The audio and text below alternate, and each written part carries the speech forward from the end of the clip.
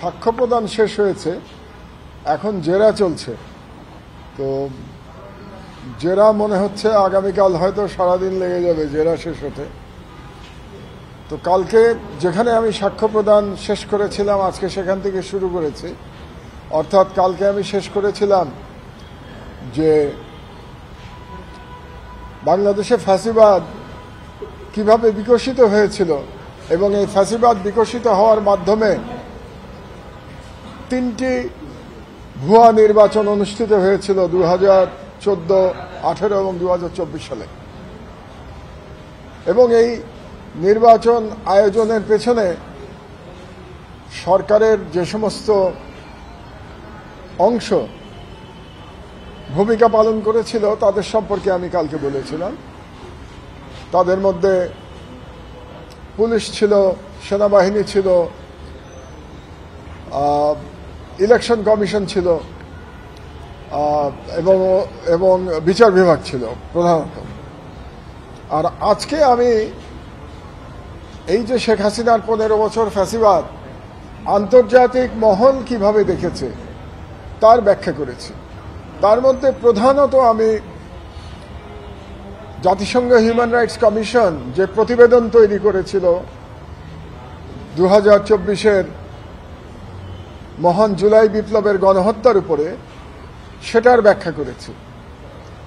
এবং বিশেষ করে 3 জনের প্রসঙ্গ আমি উল্লেখ করেছি সেখানে। একজন হলেন ওবায়দুল কাদের।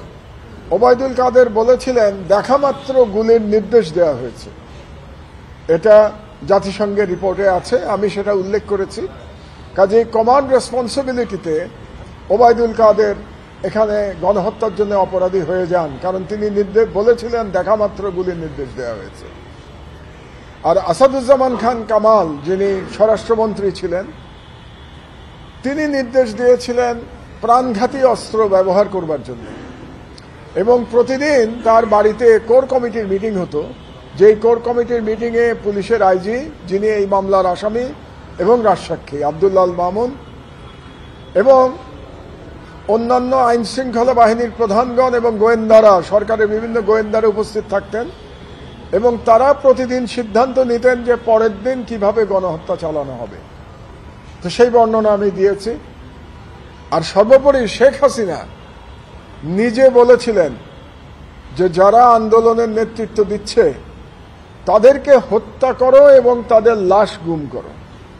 কতটা ভয়াবহ একজন সরকার প্রধান হতে পারে যে সে সন্তান তুল্য ছাত্রদের কথা বলছে হত্যা করবার জন্যে এবং তাদের লাশ গুম করবার জন্যে। আমার খুব অবাক লাগে এখন যখন কাউকে বলতে শুনি যে আগেই ভালো ছিল। এত তাড়াতাড়ি তারা এই দানবদের কাহিনী ভুলে গেছে বাংলাদেশের জনগণ, বা বাংলাদেশের জনগণ ভুলে নাই। বাংলাদেশের যারা সুবিধা পাচ্ছে না বর্তমান সরকারের আমলে, ব্যক্তিগত সুবিধা পাচ্ছে না, তারাই বলছে এবং পতিত ফ্যাসিবাদের দালালরা বলছে যে আগেই ভালো ছিল, যেখানে শেখ হাসিনা বলেছিলেন হত্যা করে লাশ গুম করে ফেলতে। এবং আজকে আরো একটা কথা আমি বলেছি শেখ হাসিনা সম্পর্কে বলা আছে সেই তদন্ত রিপোর্টে জাতিসংঘে, যে পুলিশের একজন ডিআইজি পর্যন্ত তিনি নিজে নিয়োগ দিতেন। অর্থাৎ তার নিজের চেনা খুনিদের তিনি নিয়োগ দিতেন পুলিশে, সেনাবাহিনীতে, র্যাবে, সর্বত্র। এভাবেই তিনি বাংলাদেশে ফ্যাসিবাদ কায়েম করেছিলেন এবং সারা বিশ্বে এটা এখন প্রমাণিত হয়ে গেছে যে বাংলাদেশ একটা ফ্যাসিস্ট রাষ্ট্র ছিল এবং শেখ হাসিনা একটা ফ্যাসিস্ট প্রধানমন্ত্রী ছিলেন, যিনি ভারতের নির্দেশে কাজ করেছেন, বাংলাদেশকে একটি উপনিবেশে পরিণত করেছিলেন। তিনি ভারত থেকে 1981 সালে বাংলাদেশে এসেছিলেন এবং বাংলাদেশের সম্পূর্ণ রাষ্ট্র ব্যবস্থা ধ্বংস করে দিয়ে 2024 সালে আবার সেই ভারতেই পালিয়ে গেছেন। আর আমি আরেকটা কথা আজকে খুব জোরের সাথে বলেছি যে মায়ের বুক খালি হয়েছে, যে পিতা সন্তান হারিয়েছেন, তারা এই ট্রাইব্যুনাল দিকে তাকিয়ে আছেন। তারা রিভেঞ্জের জন্য তাকিয়ে নাই, তারা ন্যায় বিচারের জন্য তাকিয়ে আছেন, যাতে করে এমন ন্যায় বিচার প্রতিষ্ঠিত হয় এখানে সেই ন্যায় বিচারের মাধ্যমে বাংলাদেশে আর কখনো কোনো ফ্যাসিস্ট শাসক ফিরে আসার পথ রুদ্ধ হয়ে যায়। এবং আমি আমার বক্তব্যের শেষে জানিয়েছি যে বাংলাদেশের একজন সচেতন নাগরিক হিসেবে এবং একজন বর্ষিয়ান নাগরিক হিসেবে আমি ট্রাইব্যুনালকে সাহায্য করতে এসেছি, সহায়তা করতে এসেছি। 15 বছর ধরে আমি যে ফ্যাসিবাদকে দেখেছি তার বিশ্লেষণ দিয়ে আমি সহায়তা করছি ট্রাইব্যুনালকে, যাতে তারা ন্যায় বিচার করতে পারেন। আমি খুব কৃতজ্ঞ ট্রাইব্যুনালের মাননীয় বিচারপতিদের প্রতি যে তারা ধৈর্য সহকারে আমার এই দীর্ঘ সাক্ষ্য শুনেছেন এবং ধৈর্য সহকারে দীর্ঘ জেরাও শুনছেন। এবং আমি ডিফেন্স লয়ারকেও কনগ্রাচুলেট করছি যে তিনি খুবই প্রফেশনালিজমের সাথে তিনি আমাকে জেরা করছেন এবং তাতে আমার এই বয়সে একটু কষ্ট হচ্ছে। আজকে 2 দিন কন্টিনিউয়াসলি আমাকে সাক্ষ্য এবং জেরা দিতে হচ্ছে, যা মিডিয়ার যারা ভিতরে ছিলেন তারা দেখেছেন, এবং কালকেও এটা অব্যাহত থাকবে।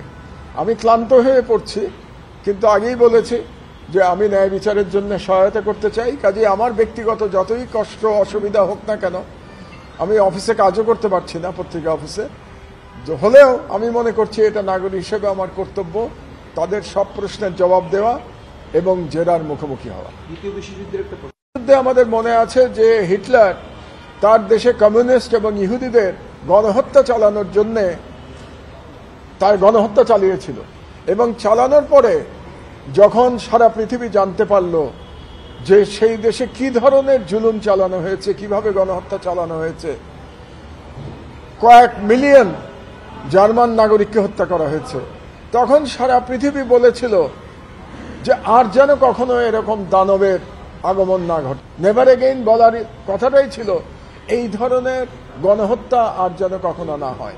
তো আমি সেই প্রেক্ষাপটে বাংলাদেশে বলেছি যে শেখ হাসিনাও একজন ছোটখাটো হিটলার ছিলেন। হিটলারের মতো ক্ষমতা তার ছিল না, কিন্তু মানসিকতায় তিনি হিটলারকে ছাড়িয়ে গিয়েছিলেন। হিটলার কোনোদিন বলে নাই হত্যা করো এবং লাশ গুম করে ফেলো। হিটলারও করেছে, হিটলার তার মেকানিজম দিয়ে হলোকস্ট চালিয়েছে, কিন্তু এভাবে সরাসরি নির্দেশ দেয়া কাউকে যে হত্যা করে লাশ গুম করে দাও, এটা হিটলারও কাউকে বলে নাই। কাজে মানসিকতার দিক দিয়ে হিটলারকে হাসিনা ছাড়িয়ে গেছিলেন। কাজে আমিও বলতে চাই বাংলাদেশে যে নেভার এগেইন বাংলাদেশে আর কখনো যেন কেবল শেখ হাসিনা এবং আওয়ামী লীগের ফ্যাসিবাদ না, আর কোনো ফ্যাসিস্ট শাসক যেন বাংলাদেশে আর কখনো না আসে, এটাই আমি বলতে চেয়েছি। এবং আমার শেষ বক্তব্য এটাই ছিল যে এই বিচারের মাধ্যমে, ট্রাইব্যুনালের বিচারের মাধ্যমে বাংলাদেশের আমরা জাতি হিসেবে আমরা বলতে চাই নেভার এগেইন আর কোনোদিন যেন বাংলাদেশে কোনো ফ্যাসিস্ট, কোনো অটোক্রেটিক রেজিম না আসে। বাংলাদেশের যাত্রাটা যেন গণতন্ত্রের দিকে হয় এবং মানবাধিকারের। আমি পরবর্তী সরকারকে সতর্ক হতে বলেছি এই শেখ হাসিনার কাছ থেকে শিক্ষা নিয়ে এবং এদের দুষ্কর্ম থেকে শিক্ষা নিয়ে, যেভাবে তারা রাষ্ট্রকে ধ্বংস করেছে এবং দুর্নীতি করেছে, এর থেকে পরবর্তী সরকারের শিক্ষা নেওয়া উচিত। যারা গণতান্ত্রিকভাবে নির্বাচিত হয়ে আসবেন, যাতে তারা শেখ হাসিনার মতো গণবিচ্ছিন্ন হয়ে আবার জুলুমের পথ বেছে না নেয়।